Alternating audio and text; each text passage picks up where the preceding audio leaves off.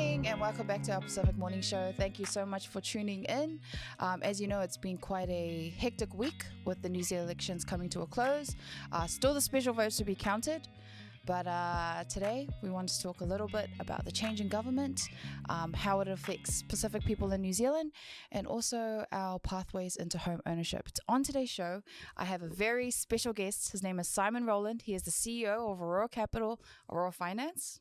Financial, yeah. Aurora Financial. I said it right. And congratulations, you guys were one of the fastest growing KiwiSaver companies in New Zealand, and also one of the very few 5 that actually made an investment profit. Yeah. We did really well. Last sort of 12 months have been pretty impressive. Yeah, we were the fastest growing KiwiSaver in New Zealand based on how many new clients joined us, including how much of the money we manage as well that grew. And even though it was only our second full year, we were in the top 5 for performance, which is incredible. So it was a really good year for us. And the crazy thing is we're just getting started. You know, we're very much you're a very new company as well. Yeah. So it's only our second full year, and we've got a lot of really good things in store for what's coming in the future. And so it's an exciting place to be in. It's an exciting place to work. Yeah. How has your week been? My week's been good. Yeah. Short week coming up next week, which means I just have less time to do the same amount of work. But no, it's been really good. Obviously, a lot of positivity is coming back into the economy and back into business after the election result. Obviously, like you said, we're still waiting for the final tally to see if Winston's in or not. Yeah. But I think it was a kind of moment for people in the business community, knowing that, hey, we need a bit of positivity. We need to kind of get things pointed in a slightly different direction. Yeah. But you could see inquiries came in, business numbers are up, confidence is up, and the economy is kind of like rugby, right? When you're confident you're playing well, you start playing even better and you get on a bit of a roll. But if you start doubting yourself, you start making a couple of bad decisions, then you're out in the quarters or don't even make it, like Australia. So yeah, absolutely. Yeah. What are you most looking forward to with this government and what they'll do different in supporting small to medium-sized businesses? Yeah, well, I mean, New Zealand's a country and an economy of small and medium-sized businesses. Now, we could argue if that's a good or a bad thing. I mean, it is what it is. Obviously, I'm one of those business owners. So, it's good to have, I think the last government didn't realise, like, as business owners and as employers, we felt like we were the ones getting kicked the hardest and least forgotten about, and kind of just expected to take all the risk, all the downside, and all the pressure of what's happened over the last few years in the world, which is a bit of an insult, because it's the business owners who actually take on that risk, who create opportunities, who actually then provide for the communities that they're in. I can talk about it myself, right? Over 100 people are employed because of me. That's 100 families that are supported because of me. And then to have a government kind of go, oh yeah, but you're the evil bad one. You should earn less. You should not have this. You should not have that. We go, well, maybe we should leave. And you know what? Now that's kind of switched. You have the working lower income class people who feel how you feel now. Like, now they're not going to care for people who make low incomes, who don't have the means to meet certain income caps. What would you have to say about that kind of twist in it? Yeah, no, it's interesting that that's the vibe, but the truth is, I don't know, the lower socioeconomic part of New Zealand under Labour governments does worse. They don't do better. Yes, the handouts become more and minimum wage becomes more, but what you realise is that gets offset by other things. And what you really want is a strong middle class, right? Which means that the business owners are making money, therefore they're employing more people, therefore they're making more profit, therefore they can give people more pay rises, and the whole thing kind of grows.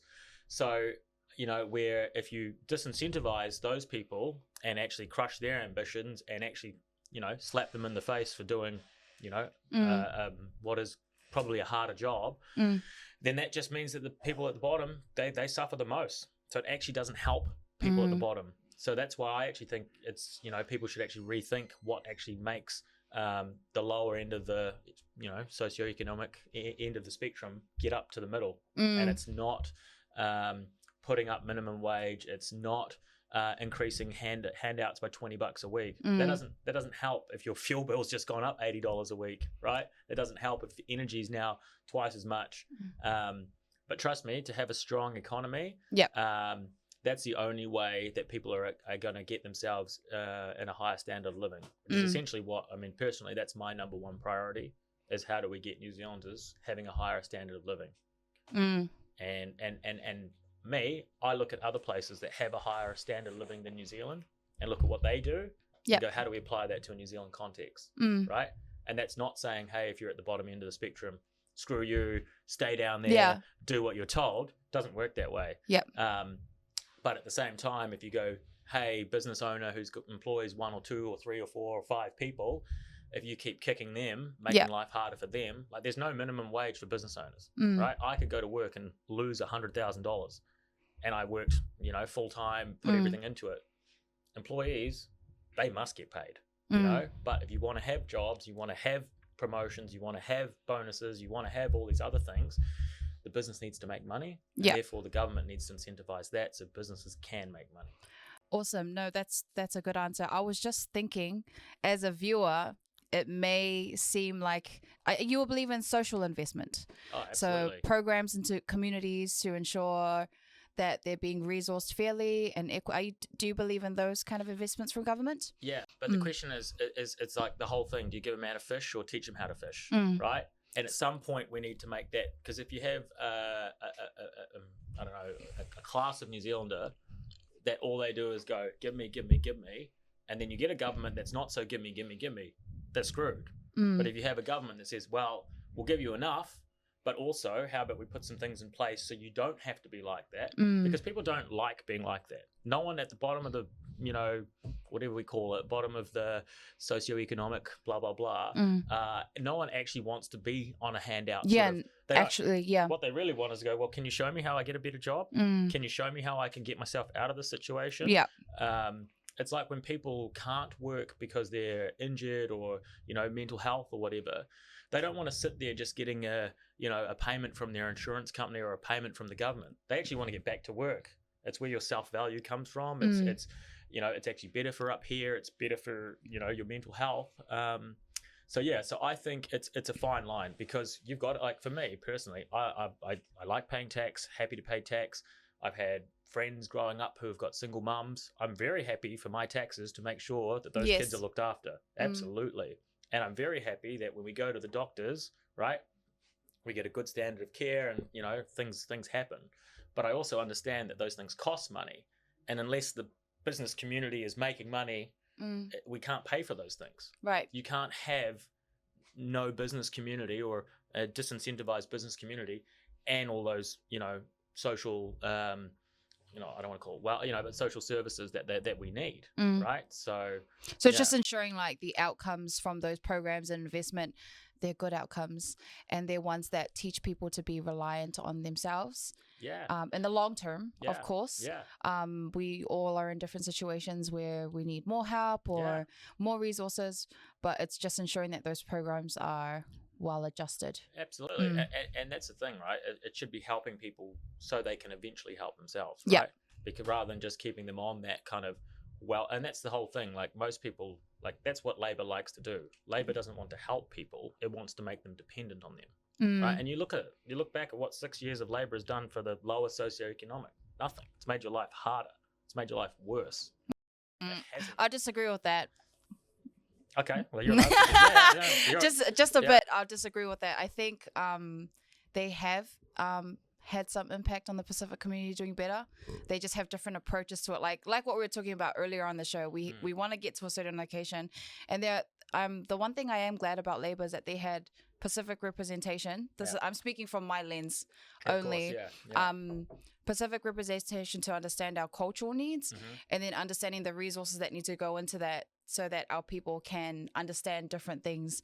But now we're in a government that may potentially have no Pacific people, which is a bit worrying, because then it cuts off the cultural lens. And everyone has opinions. That doesn't matter, we're all equal, we're one people, or all our outcomes are the same, this egalitarian society. But culture is actually such a huge part of improving people's livelihoods, in my opinion, of course. No, but I agree with yeah, you. Yeah, and that's not good, right? We Yeah. can't have 200,000 people or whatever the Polynesian population is not heard and not understood. Yeah, so I didn't realize that the National Party, but I'd still 100% like go. I mean, we look at it from this way: we get hardship applications, right?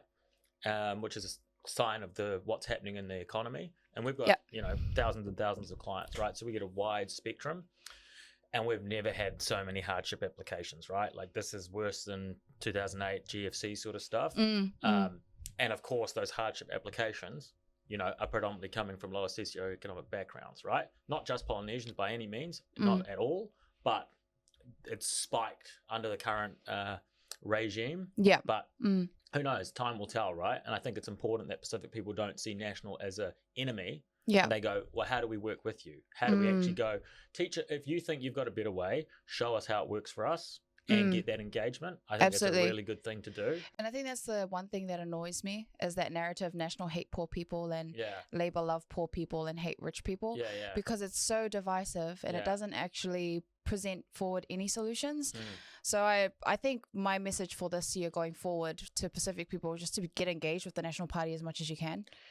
Understand how they want to make things better. Because trust me, no one wants crime, no one wants poverty. And to not have that, you need to make sure everyone's earning money. You can't just push it to a suburb in South Auckland and go, well, it's not happening in my suburb, so I don't care.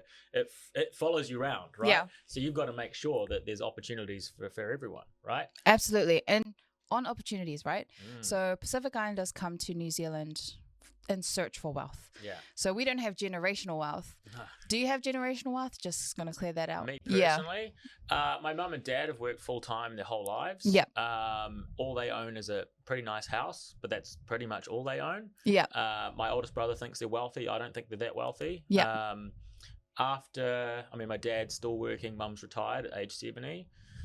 Maybe they'll have a 7-figure net worth between the two of them. But after 40 years of working on good salaries, it's just not impressive. Right. But none of that will get to me, but some of that will get to my oldest brother. Okay. So me, no. My brother, yes. When my grandparents died, I got $20,000. So lucky. Which my parents just got whatever. $60,000 times divided that by me and my two brothers and said 20. Right. Yeah. So a little bit, but not anything to. Oh, I mean, it's a little bit. It's I mean, it's different. People, compared to some people, no. Compared to others, lots. Exactly. So taking into consideration this type of example, a lot of Pacific Islanders come here to New Zealand. I'm not saying all of them, but many of them come over with just a skill and the ability to work. Yeah, which is great. Thank you. We need skilled workers, and we like skilled workers. So, well, that was the other thing. Labour turned its back on skilled migrants, which is strange to have a left-leaning. It's not. New Zealand's the only country where the left-leaning party is anti-immigrant, where the right-wing party was pro-immigrant. That was strange, but anyhow, yes. Okay, so you've got here with the skill. Okay, so Pacific Islanders come here hoping to make wealth. Our minimum wage back in the Pacific Island isn't where they should be. Ideally, in the perfect world. But we come here with a skill and we have family, but we're not really gifted with a home of our own. What is for people who aren't being gifted the privilege of generational wealth, what would your advice be to them in building wealth when they have the opportunity to arrive in countries like New Zealand, Australia, and America? Yeah, so there's the old saying, it starts, it grows, it blows it, right? In terms of one generation, next generation. Yes, so wealth can be killed in 3 generations. One grows it and one blows it. Which I'm always saying to my parents, which one am I? So anyhow, the harsh but reality is, if you're that first generation in New Zealand, you're not going to have any of the fruits. You're going to do all the labor to set up the next generation to get a little bit further, to set up the next generation to get a little bit further. It takes 2 to 3 generations from starting from nothing to get to somewhere. So there's no magic wand that you can wave and go, hey, you've just got off the plane, you're fresh from Apia, and now you're going to build that wealth. But the main thing is, what you want to do is that if you're working 30 or 40 years, that at the end of that you have something, right? If you have nothing, then what was that 30 or 40 years for, right? And the best things to work, especially in New Zealand, there's two things that you need to build. One is actually buying a home, all right? Getting yourself into a position where you can buy it, so you start building equity in that home. The other thing is your pension. How do you build up, which we call KiwiSaver? How do you build up your KiwiSaver so you've seen you've seen the prices of houses now and how hard it is for people to actually get access to a mortgage or even save with the economy being so expensive. Do you think it's still possible to own a home with people on an average income? Like from 40 to 60K? Yeah, so I absolutely agree that, like, when I go to the supermarket, to be honest, I don't go all the time, but when I go to the supermarket, I can't get over how expensive it is. And if I'm saying ouch, what's someone on a regular salary saying? Like, it's tough. So let's not sugarcoat that. It is tough, but it is still possible. And it really comes down to prioritizing what do you actually want and realistic expectations. Like, your first home shouldn't be your dream home. Your first home won't be in that suburb you really want to live in. Their first home won't be in that school zone that you really want your kids to be in there. But you need to get onto that ladder somewhere. 2 incomes is better than 1, right? So solo mums, man, that's tough. Even solo dads are tough, right? So find a partner that both work. Is definitely step 1. The second thing, what you can do to actually think about it, is not saying I want to buy in 6 months' time. Give yourself a realistic chance to say, hey, it's going to take us 2 years of dedication, prioritization, and sacrifice to get there. It's not going to happen unless you actually want it to. So the first question to ask yourself is do you want to buy, like, are you trying to buy a home, right? So ask yourself that. Second question is, and how much money do you now have saved? Yeah. If the answer is less than $10,000, you don't actually want to buy a home. See, but like that conversation alone with a lot of Pacific people is scary. Yeah. It's so hard for us just to pick up the phone and, you get embarrassed. The person might be laughing at you on the other end of the phone, or getting rejection is kind of like, it deteriorates a lot of energy. Yeah. So, if in my work, I always try and encourage people, just have the conversation. It starts off with a conversation. How important is it to gain some confidence to talk about your finances, or have that with someone who is safe? Yeah. No, it's so important, right? And it can be like, you think it's going to be an intimidating conversation, but the truth is it's not. Like, everyone starts somewhere. And the good thing about talking to an advisor, who's especially one who, like Afi, who kind of understand your circumstances and your situation, they're just happy that you've made that call, right? Because now we can help. We can't help if we don't know about you. We can't help if we've never heard of you. And, little steps over a long time do make a big difference. Yeah. And you'd be surprised, right? There's no cost to talking to someone. They're used to going, okay, you're at day 1, but let's get a plan in place. So in 1 year, 2 years, 3 years, you're actually 2 or 3 years ahead, not going, oh, I wish we'd done what that, advisor told me 2 years ago. Instead, we went back to our old habits. So is it hard? Yes. But is the conversation easy? It actually is. It's always a private conversation. It's never held in front of your peers, never in front of your colleagues. Because, I don't want to tell my colleague how much money I do or don't have in my bank account, right? Yeah. And like, I've talked to thousands and thousands of clients, and some people you think have great incomes and they've got nothing in the bank, nothing to show with it. All they want to do is keep up with the Joneses, keep up with appearances, and they're broke. You get other people, generally the Scottish South Islanders, and you think they're broke, but they've got plenty of money just shoveled away for a rainy day. And there's everyone else in between. Yeah, and going back to what you said, maybe one of the first steps to building generational wealth is getting into a home. Yeah. But like in some people's situations, for a lot of people in the Pacific community, I think the first step is actually having a conversation with someone. Yeah, totally. Yeah. And like, I had a friend ring me the other day. He's Samoan, mate, and him and his wife have pretty good incomes now, right? And they've had pretty good incomes for a while, but they just don't know where to start. So what we said is, we just had an initial conversation. He met with one of our advisors, and just to say, where are you right now? And like most people, savings wise, not much, but they did have KiwiSaver. So through their employment, they'd been joined KiwiSaver a few years ago. They'd both been contributing. So they had about $50,000 saved up, which is actually quite a lot, right? And that's a meaningful first step. Yeah. And then just having a general conversation going, what kind of house do you like? Where do you want to live? What do you think it costs? And then actually breaking down the numbers backwards to them. Yeah. Because even though there's calculators online, if you don't know what questions to ask the calculator, it still kind of sounds like it's just $1 million. Yeah, exactly. Yeah. When really you go, well, actually, they might have to buy a house for $850,000. Okay, might take me, my wife, and my brother and sister-in-law. Yeah. Right. It might take a few other things, going your way. How has that usually been though? For example, like let's say I'm a person coming in and I'm like, oh yeah, I want a 6-bedroom mansion and it's like my first home. When you start, yeah. Hi, Hana. How's it going? Yeah. How much do you make a year? Oh, 15K. Yeah. So like when people come like that with these bizarre expectations, how do you kind of like get them on track to be like, okay, look, this is what's really going on based on the books? Yeah, it can be. It goes one of two ways. Sometimes people come to you and they go, I want to buy $1 million house and I make 50 grand a year, and you're just like, dreamer, right? Have they even run the numbers? They haven't. But other times you get people who, earn 50, 60K a year, but they've put a lot away. They live very frugally, and actually they can afford it, but you can't convince a bank because a bank goes, nah, no one can live that cheaply. So, which is always a funny conversation, but definitely managing expectations, right? And again, that's like I said to you at the start, don't expect your first home isn't your dream home. It isn't where you want it to be. It isn't perfect, right?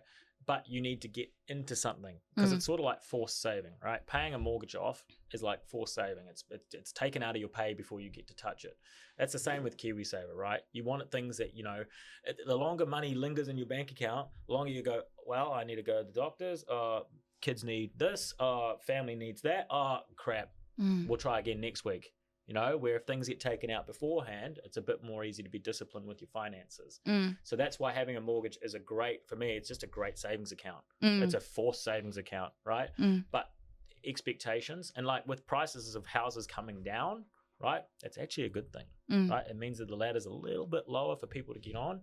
Yes, the banks are a little bit tighter on what they can do, but if they can see that you have stable employment, you're not wasting your money, i.e. you've got proof that every week or every fortnight, every month, you've got something going into savings, and you only have to prove that for 3 to 6 months, then you actually become a pretty safe bet, right? And do you want to own a home or not? If so, get a job, keep it stable, prove that you can make some savings, then you'll get there. Yeah. And other things, other traps that people get caught in is, and this is definitely in Polynesians, is each other kind of like you'll get a car on finance, but it'll be on your cousin's name, or it'll be the guarantor is like brother's name or something. And what you don't realize by guaranteeing someone's finance commitments is that if they don't pay it, it goes on your credit score, and it counts against you. So the first thing you got to do is drive a car you can afford. Don't go and tick up a $40,000 car when you make 60 grand a year. So that's like general good budgeting advice, right? Just having a realistic 100%. View on life and not wanting to drive around a Bentley to look great, but going to a really stink home that you're renting that's moldy and leaky. Exactly. Crappy homes. Yeah. What do you think about them? Is it the landlord's fault? Yeah. Okay. Yeah. Well, that's a good debate, right? Yeah. Because this is probably something that people don't see eye to eye on. Yeah. So first and foremost, I hate how cold New Zealand houses are, and it's a disgrace to us as a country, right? And what really pissed me off is over the last 7 or 8 years, maybe 10 years, Auckland house prices have just skyrocketed.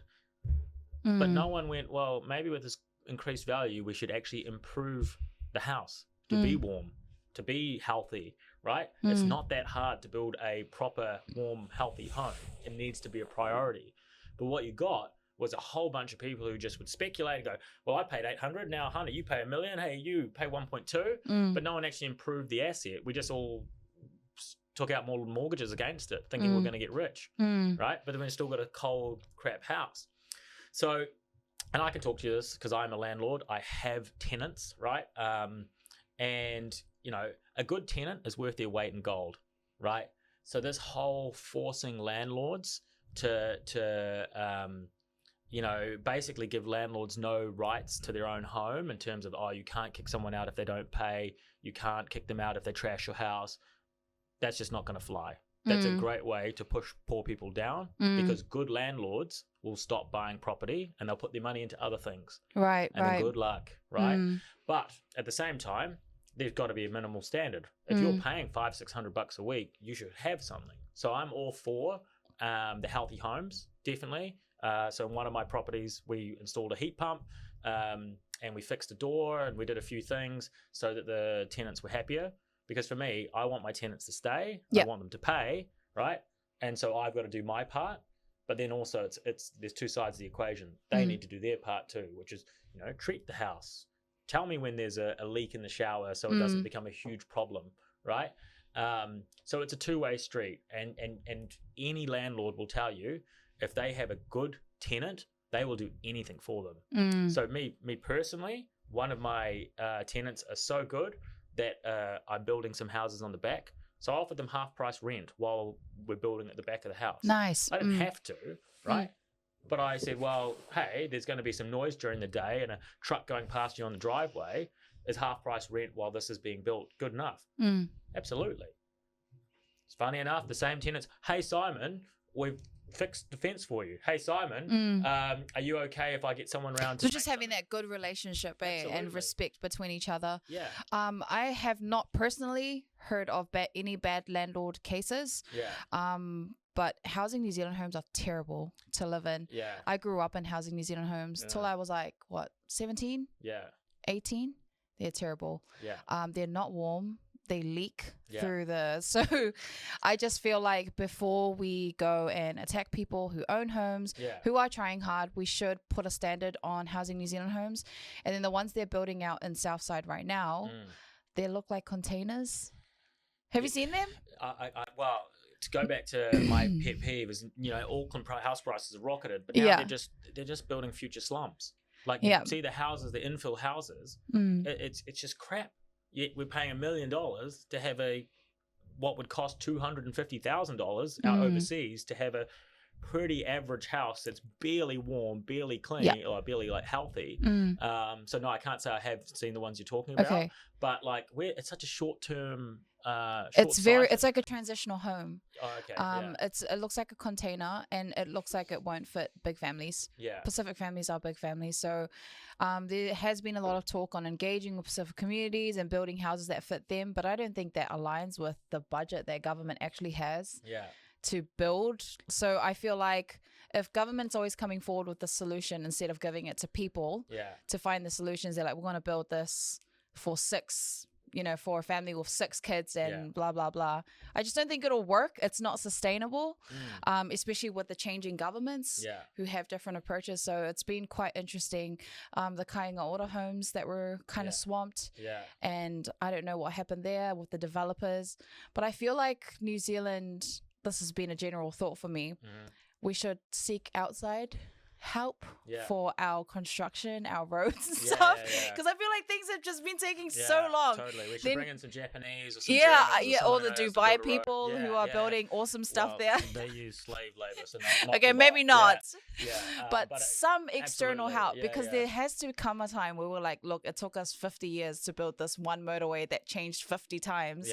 Planning, and it's already bumpy again, and it's been causing traffic for the last 10 years. There has to be a time where we come and we're like, okay, maybe we're not that great at this. Let's look to Australia. Agree with you, definitely.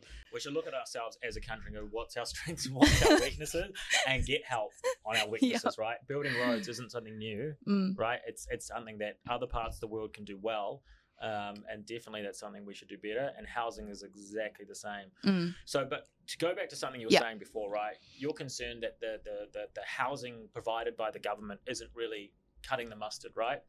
So I'm going to challenge you on the other side. How do we help Polynesians and help them so they don't need the government, right? Because rather than improving the government saying, hey, let's get the government to do better housing and all this stuff, why don't we just cut the government out of the equation and actually just help each other directly, so you don't need the government? Right? Because we only need the government because we're lacking on funds to meet a need, right? So the only way to do that is to increase wealth. And for me personally, it's financial literacy. It's understanding economics. It's understanding how everything plays a part. Education, how it plays a role in saving and financial literacy, how buying a home is your first step to creating that generational wealth. So if you come here from a country like Samoa and you come here with intention and purpose. So look, I'm going to start off I'm picking apples down in Gisborne. Houses outside of Auckland are more affordable, by the way. You can buy a great house in a great school zone in Christchurch. Now. Not like 10 years ago, 30 years ago. Now. Get out of Auckland's the first move.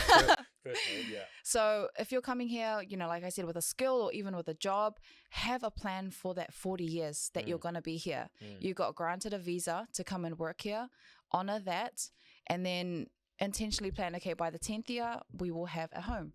By the 20th year, I'm able to bring my family back who want to come and study, and then building that wealth and bringing people over who really want an opportunity, a chance at life, is the way to go.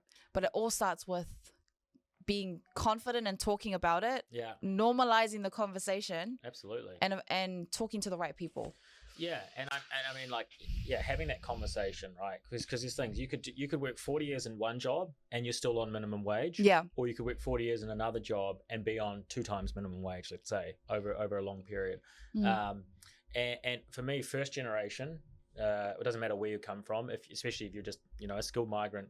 It's about 2 things, right? Which is A, making sure that you do eventually get a family home, right, by retirement, and pay as much of that down as you can. And B is make sure your kids get into schools and finish schooling, right? So if you look overseas, a lot of the migrants, first generation is just to get into the country and to get foot established. Second generation is to come up through the education system in that new country. So then when they get to university and stuff, they can go, okay, I'm not in that working class job, I can now become something slightly higher. And then they do that again, and then by the 3rd generation, you're fully integrated. You've got absolutely. But that's the thing. But the Polynesians, you haven't drawn that line in the sand. No, not quite. There is starting to come, like your generation now. Like I'm 35. All the Polynesians I went to school with, just after high school, I think there definitely are. They all went to university. There definitely are a bunch of Samoans. A lot of them. I'm just going to speak on the Samoan community who are well educated and know the system the way it is, but not enough of us know it, because if we did know enough, we wouldn't be sitting low on those stats. So and also there's things where you guys need to also I don't know, police yourselves a little bit more in terms of like watching out for people taking advantage. And I'm talking like on Sunday giving too much to certain things, or like giving more than you've got to give, like fat lavis. And just even like my mum pays a percentage of her income to the church, right? But not a percentage of my dad's income, right? So it's all within manageable ratios. And if you're already got a tiny budget and it's not, you've got mouths to feed, you've got a house to save for, if you're going over and above for those sort of things, all you're doing is setting yourself back. And you've got to go, hey, I'll give what I can when I can.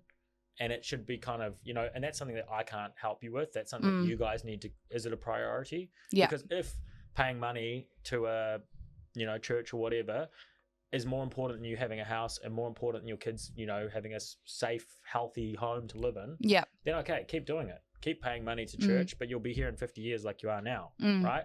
Or go, hey, I'll start paying more to church once I got the home. Or once my kids, have finished university, or once, like that. And I think that's something I can't tell you to do, but that's something that absolutely. You need to make the noise about. It's a conversation that's always brought up in the Pacific community. When we posted stuff about it on TikTok, the amount of kids who are coming out under stress of how much they actually have to give working straight after high school, it's a problem. But that's why I was saying there needs to be internal discussions in families and homes, but those discussions won't happen if they aren't aware of how the financial system works in New Zealand. And also just having representatives in government who may understand those cultural lenses would be very helpful, because then it minimizes the conversation to break those barriers. But how come that hasn't worked? Because you've had the Labour government for 6 years. You've had huge amount of Polynesian representation in government. and you haven't gone forward one bit, right? With finances? Yeah, in general. Like, Yeah. obviously there'll be some that have, but like, you know, like, Yeah. how come that didn't work? How come we I change don't know. so we can get it working? That's a really right? hard question, Yeah, Simon. yeah. To be honest, that's a really hard question, like set for an economist or something. But Yeah. I don't have the stats to kind of like give an answer to that. But I'm a big believer that our solutions are within our own communities. Totally. I'm totally against government reliance or relying on them for. You don't need them. You're capable. You're Absolutely. You're smart. There's heaps of. I've met many Polynesians who are super talented, super smart. Yeah. And again, just a little bit of normalizing maybe the chat around finances. 100. And a little bit of fine tuning, and you guys should be an economic weapon, right? Absolutely. You should be. Yeah. And like our will be. sports teams. Yeah, exactly. But even your athletes, right? They get all the pressure to provide for the whole village. Absolutely. When they've got a 10-year career. Yeah. You know, it's not really it's not a long-term career. There's a lot of pressure on our athletes and also our academics. But honestly, we've talked a lot about this. We're going to have more episodes coming soon to our viewers. I just wanted to give you an opportunity to give one last piece of advice for people who want to create wealth for their families. Yeah, it all starts with a simple, phone call or an email. Reach out to Afi and say, hey, here I am. Doesn't matter what your age is, doesn't matter what your income is, what debt you're in. It doesn't matter. We've just got to start. So just having that initial conversation, you realize that the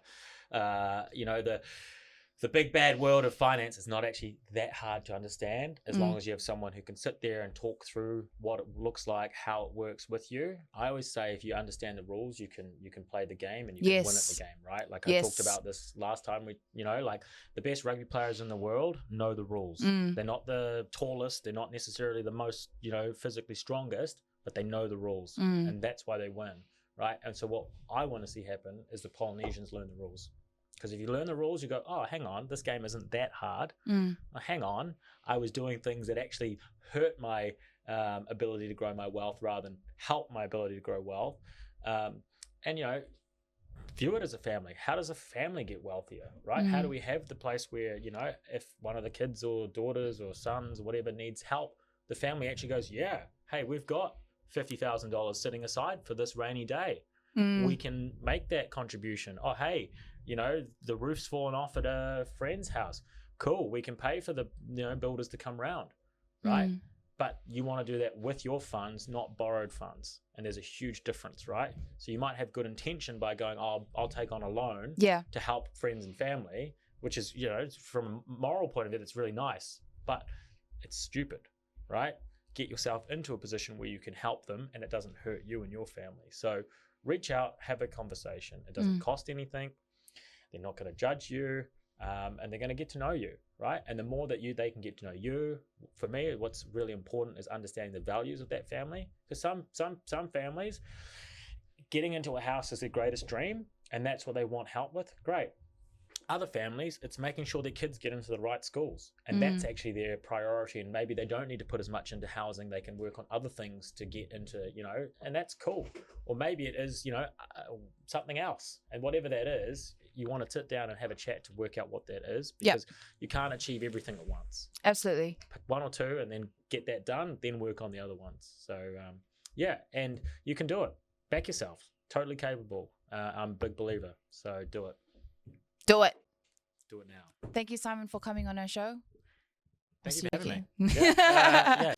Good morning.